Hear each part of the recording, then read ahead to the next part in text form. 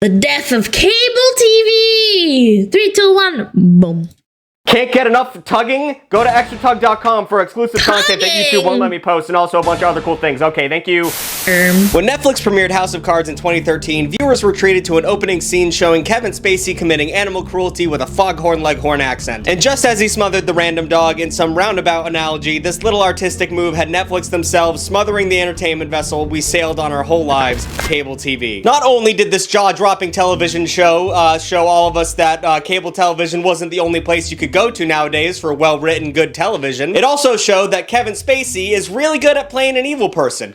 Where is he pulling that energy from? It's 2013, so we won't ask any more questions. The life and death of cable TV is something that I hold near to my heart. This isn't like hearing about how CDs took over cassettes or how DVDs took over VHS. This isn't— Well, there's always an evolution to everything, except we could have had cable if it wasn't so fucking greedy, man. some long-gone technology that Gen Xers whine about. This is us. Like, we lived through this. We all saw what happened here. We all sat around the blue light campfire and watched cable TV die. But it wasn't always a joke of a medium. Cable TV, for a lack of a better term, was the balls. It was dope. With cable TV, consumers had access— And it was great because it was either free or it wasn't too expensive.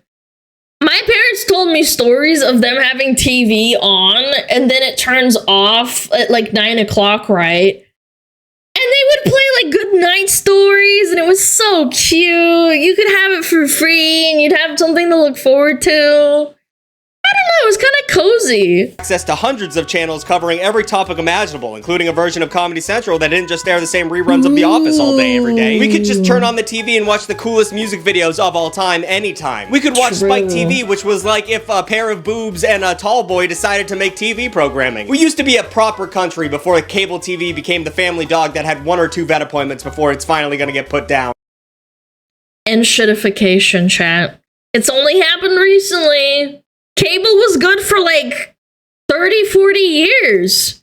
So let's hold hands and talk about everything that went right and wrong with cable television. And maybe realize at the same time that streaming is making every fucking mistake possible that cable TV already made. Because if we don't learn from history, then something bad happens. I don't know if that's the right quote, but I saw the headline of the article. I didn't finish it.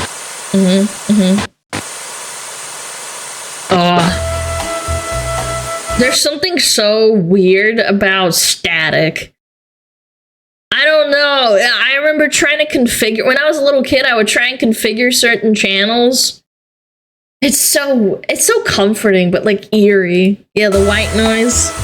You can taste it! So despite the fact that television is not outdated as we all think, I do think I have to explain a few things here. Like, cable TV and broadcast TV are not the same thing. These are different concepts. I know some of you are groaning at the fact that I have to explain that, but some people were born after 2007 and can operate a computer, so we have to go through these things. Broadcast TV uses public airways that can be picked up by basically any TV out there. You ever hear about those things called rabbit ears? Like those big sticks that would stick out of your TV and you'd have to adjust— We didn't have those. I was born a bit after these.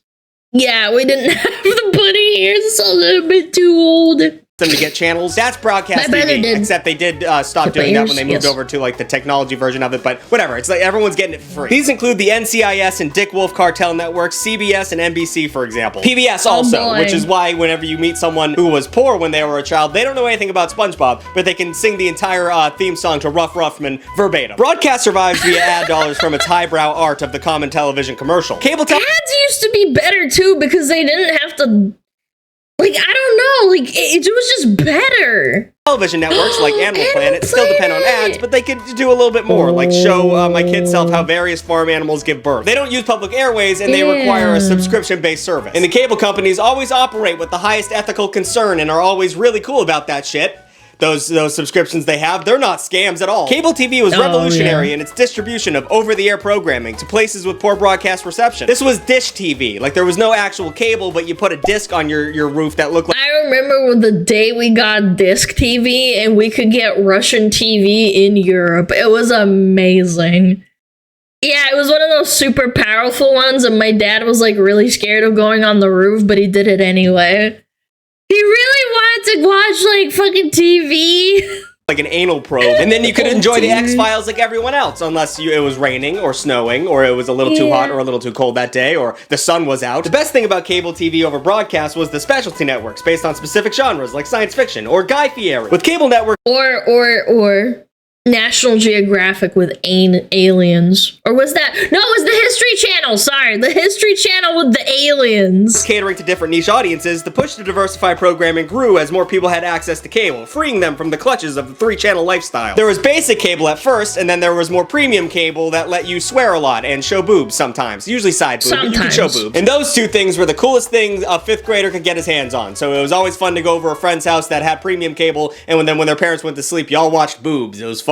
Putting things in your mouth. You do it, I do it, boobs in your mouth? Everyone's doing it. In recent years, adult human beings have been locked in a repetitive cycle of putting things in their mouth due to addiction or habit. And I, for one, think that things you put in your mouth should be safe and harmless, unless we're talking about penis, then it's very harmful. Talking about food, I keep eating Little Debbie honey buns, and I know that's absolute poison. But what if I told you there was a product that helped with oral fixation, also tasted yummy, and it was also not addictive or harmful to you? What? You'd probably call me a liar, and then I'd retort by calling you a big ugly dummy because Fume exists. Fume has created an award-winning flavor air device. Fume is so much better than anything else you suck on to get a blast of flavored junk because it's nicotine-free, guilt-free, and completely non-toxic. But it still tastes yummy and helps with oral fixation. Whoever said don't play God was wrong, whoever that was. They've got tons of flavors to choose from, like simple crisp mint to flavors like orange vanilla or bold black licorice. Lots of fun tastes for a fun cowboy such as yourself. Also, since there's no vapor, you can use it anywhere. No more sitting in a bar and getting kicked out by a bouncer because you couldn't hold off from sucking on a adult pacifier for 3 seconds. Fume also continuously invests in third-party researchers to ensure the safety of their products. Fume has served over 300,000 customers, and you could be their next success story. This holiday season, you can give the gift of better habits with Fume. Head to tryfume.com/BigTug and use code BigTug to get a free Fume topper when you order the Journey Pack. It's the perfect addition to make your gift just a little bit more special. And apparently, if you're lucky, you could even win one of Fume's limited edition gold-plated devices this holiday season. They're doing like a raffle. Again, head to tryfume.com/BigTug or just use the QR code on the screen to grab your Fume now and make someone's holiday unforgettable. Thank you. So when we're talking about cable, we got to talk about the big hitter of the industry, which of course was... You give him more addiction. Oral addiction. Was HBO. HBO was just the dopest place to watch the dopest shit imaginable while staying inside your home. It was a game-changing concept in the American media landscape. Home Box Office was founded in 1972, offering uncut and commercial-free movies, which was revolutionary before streaming made our brains all small. This was before HBO turned into dog shit, by the way, chat. Come on. All in peanut-like. It was especially wild back then because if you wanted to watch a movie that wasn't in theaters, whoops, that you shouldn't think that because that's impossible. I mean, yes, they did play movies sometimes on broadcast TV, but they were really old and no one cared about them, and also they would cut them down so they would fit into the TV format, and it just sucked. So HBO was filling that void. Before Game of Thrones and The Sopranos, HBO offered its first original series on September 8th, 1972 called Martha's Attic. And it had a different kind of anti-hero that HBO became famous for over time. Instead of a rough and rowdy, down-to-earth white guy, it actually was showing off a puppet. It was a puppet show for kids. I think I've heard about this. I can kind of recognize this. This is so weird. Weird start to what this channel would become. The only notable thing in the 70s was like behind the NFL, or inside the NFL. It was a show for dads. And dads loved everyone. They rejoiced. By the 80s, the network branched out with more puppets for some reason with Fraggle Rock, but other hit shows like Philip Marlowe... Fucking everybody liked puppets. They saw Sesame Street and they're like, alright, make a movie, make it naughty, put puppets in it. It'll be hilarious. Private Eye and Tales of the Crypt came around. Fun fact, the dude from Tales from the Crypt is my sleep paralysis demon. That dude was way too scary to be a Jim Henson creation. That was too fucking scary for me. I remember people would run, not people, certain television programs would run Tales from the Crypt. I hated them more than Goosebumps, not because it was bad, it was just too scary for me. Goosebumps was too scary for me, and then this was like extreme. By the end of the 90s, HBO really cemented its status of prestige that we all know it for today, with the yearly premieres of iconic shows, Oz in 97, Sex and the City in 98, and The Sopranos in 99. So HBO was showing everybody that cable could be pretty dope as fuck, but that... Sex and the City is such a garbage show for white women, prove me wrong. That had some pretty unintended consequences. Ted Turner is a name we have to bring up. Ted Turner is a piece of shit. Nicknamed Terrible Ted and the Captain Outrageous, he became one of our biggest media moguls. His untreated manic brain created the 24-hour broadcasting model, whereas before the TV networks shut down at the end of the night. Which, one, is crazy that they used to be like, all right, that's TV. Good night. We're just gonna play the American national anthem, and then everybody used to do that, though. Like, not just America. My parents told me stories of them having shut off the cable. Well, not cable, but like TV after 9. We're just gonna not do anything until morning. And also, non-stop TV programming, that was a good move. That hasn't had unintended consequences on the way we consume media and also get our information. That's not ruining how the American brain. Good job, Ted. Boomers love sitting and watching crappy fucking TV news stations for 16 hours a day, and then they yell at you for playing video games for 5 hours a day after school. Yo, fuck boomers, man. Turner started his career by being a college dropout, a tale as old as time. He was thrown out of college for having a girl in his dorm room. Ted. Turner then set his sights on building an empire by acquiring different TV stations and airing things like secondhand programming and I Love Lucy and Bugs Bunny. Now, I know what you're thinking, where did Ted Turner get all of this money? He dropped out of college and he was just acquiring TV stations? How would he do that? His dad was rich. You could have guessed it. His dad was rich. He had a bunch of billboards. He was a billboard media mogul. A lot of old school film fans hated Ted Turner's guts because he kept recoloring old black and white movies. Famous pile of creamed corn Roger Ebert referred to this desecration of old films as vulgarity of computerized graffiti gangs. What's wrong with colorizing stuff? I think Roger Ebert was a piece of shit. I don't like that guy, but he made a good point. You don't want to cross film fans. You don't want to get against the letterbox brigade. There's nothing more savage than a group of David Lynch fans heading for you. By 1979, Turner established the TBS Superstation, a first of its kind, offering an independent TV region-specific TV station to cable and satellite TV subscribers anywhere in the country. Soon there was an explosion of cable channels with offerings for just about everyone. Before MTV became a dumpster of just what Rob Dyrdek shits out every day, it gave the music. Oh, and 16 and Pregnant. The reruns of 16 and Pregnant 15 times a day. I don't know why they reran that shit so often. I guess people really loved that shit.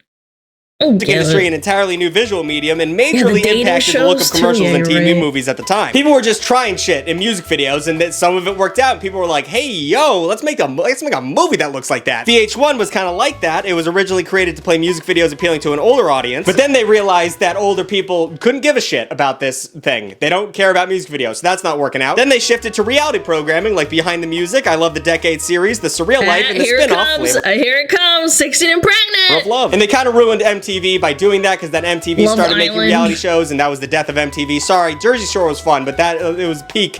This is over kind of content. Yeah, I remember when South Park parodied them, and that kind of sealed the nail in the coffin. The Jersey Shore! Now, Nickelodeon and Cartoon Network battle for supremacy to keep the attention of dumb children who just want to watch cartoons all day, aka me. And the children often picked a side. It was like a civil war. Rugrats versus Johnny Bravo. SpongeBob versus Ed, Edd and Eddy. Cow and Chicken. I never had that feeling ever. I always enjoyed both networks for their own things. I didn't like certain things on Nickelodeon. Yeah, I feel like it's cringe. It was great. Versus all that, and I'm pretty sure Nickelodeon wins all of those battles, but those were cherry picked. ESPN gave sports. Oh, shut the fuck up. Nickelodeon had some ass fucking shows. I can't name them off the top of my head, but they were ass. Sports guys the chance to watch a sport, then watch the highlights from that sport, and then watch a guy talk about the highlights from that sport. Truly masturbation level television. Comedy Central gave us some of the most iconic television series of all time, like South Park, Chappelle Show, and Reno 911. Why doesn't anyone talk about Reno 911 anymore? It was such a good show. Because they'll get canceled because it's a little bit too on the nose and it's a little bit racy and inappropriate. That's why people don't talk about it, Mr. Tugg. Swim's impact on animation and comedy is, I've already talked about it way too much. And some cable channels gave us hyper-focused programming like the world's most epic tank battles and Ancient Aliens, both airing on History Channel, which doesn't make a lot of sense, but it was fun. We were having fun. Spike TV and G4 were the damage Ancient Aliens has done to boomer brains is unfathomable. We will hear about this in the next 20 years. I'm convinced of it.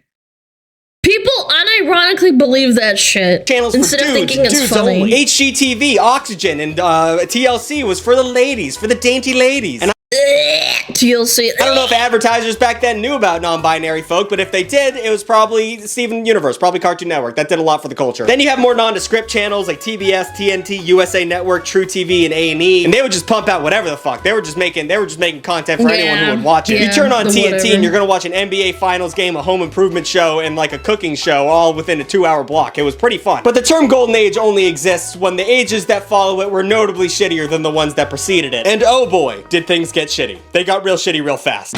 Alright, I'm ready. The fall. Soon after its peak, cable TV was fully oversaturated with many channels covering the same ground and lots of the same shows were airing. Lucrative syndication deals became the goal for any television show, leading so many shows to sputter in terrible final seasons just to reach the number of episodes needed to get syndication. Syndication gave networks an option that was way cheaper than making your I hate that about animes too. Animes sometimes they force studios to do the exact same thing, and it can ruin anime. Seven Deadly Sins had the same thing happen. They didn't have the budget for the second season yet, and they made them pump it out anyway because it's under contract. I find it so cringe. Shows and TV, entertainment, and art are all synonymous, and I think it's just so important to let people, like, let the people that make something really good, like, take their time. Game of Thrones is another perfect example as well. They could have put it on pause and waited for, George R.R. Martin to like actually make the books. But no, we needed to pump more and make money, and we can't lose hype, otherwise no one's ever gonna watch it. It's not true. People would watch it anyway.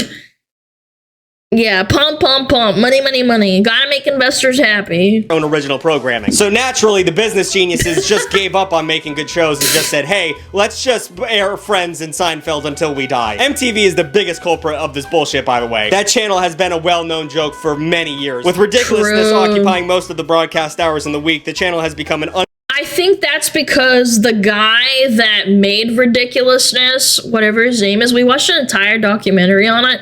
He owns part of MTV and he recycles all of his old seasons to make money. Yeah, Rob Dyrdek, yeah.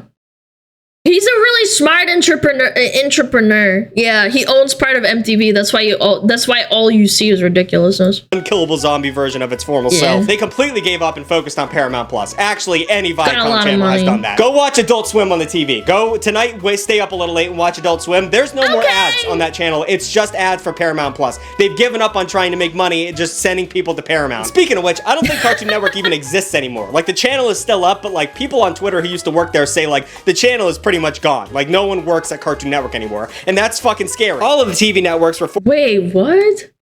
Sadly, this building will no longer be CNS. Run, I've been told everyone will move out. Farewell CNS said it was. What? I mean, that makes sense. Cartoon Network hasn't been good in years. I think the last good show was like Gumball, I think. That was Cartoon Network, wasn't it? Yeah. The channel is pretty much gone. Like, no one works at Cartoon Network anymore. And that's fucking scary. All of the TV networks were forced against their will to shift their focus onto their own streaming platforms, most of which haven't made a profit yet, and by the time this video is out, could already be— What the hell? Is that Survivor with Hey Arnold? Oh my god, what a dystopian fever dream, man. Shut down. I mean, Peacock? That shit sucks and it's not gonna be around for long. Not to mention everything is on YouTube. I mean, the internet, people don't talk about how much the internet fucked over cable TV. I mean, have you talked to someone born after 2005? They wouldn't know how to find a channel on the TV. All the media they consume comes from the internet. The true beginning of the end. I think that YouTube will eventually collapse just like cable. I think that it will exactly fall apart for the same reasons as cable. It'll come, don't worry, chat. From when cable TV threw in the towel was when they started airing streaming shows on cable TV. Like, they started showing BoJack Horseman on TNT or whatever. They said, you know what, you win. It's over. We're just gonna, you guys are doing everything. We're just gonna pretend to be you in a Uno reverse card. When I have access to it, I'll admit, I watch cable TV to bring myself back to a simpler time. Sitting down and watching Shark Tank again makes me feel, it's like, I feel simple. I feel simple. Having genuine My brother and I watched Shark Tank and Iron Chef. That was like our favorite things to do. And you wanna know what we do? is my brother would always want to be Bobby Flay because he's like the cool, like a Texan American chef, and he's like a dickhead. And I'd always be like, I am Chef Miyamura. Like, it was so good. We'd be like, no, I'm the better chef. And we'd like role play that we were like, you know, he was that guy and I was this guy, and who we'd beat each other in like dishes, and he'd be like, okay, I'm gonna cook this chick. I mean, this food. What am I saying, man? This chick. Man, I'm fucking cooked. Ad breaks too. I missed that. Not the shit YouTube does where I'm just watching the time bar at the bottom go down so I can hit the skip button. Dead. Or the shit Hulu does where it just shows me the same ad 7 times in a row. But just hearing a cheesy scene on TV ad about some useless gadget while I stand up to go grab a snack or take a piss, it gives you a break from the media. Going back to cable TV in 2024 is like visiting your grandma in a nursing home. It's cute and you both get to relive your own versions of memories, but you know, this isn't gonna last forever. Cable TV did a lot for my generation and the generation that came before me. I don't think I've touched a TV remote or a TV in general in probably like 10 years. Yeah, like yeah, I think so. 10 years, maybe 8. We were practically raised on television, but all good things come to an end, and I'm pretty sure the end of cable TV has already happened. I mean, yes, it's still around, but so is radio. You know, it's always gonna be here, but it's not a moneymaker. But who knows? If streaming keeps going the way it's going, we might all have to go back to cable, because it's almost as bad. New videos every Saturday and Wednesday. Thank you for watching. Like, comment, and subscribe. I didn't talk about TiVo. Just use a computer. Oh my god, how did I forget about TiVo? I may make a whole video about TiVo. And thank you to Fume for sponsoring today's video. Head to tryfume.com and use code BIGTUG when you order the Journey Pack for a free topper today.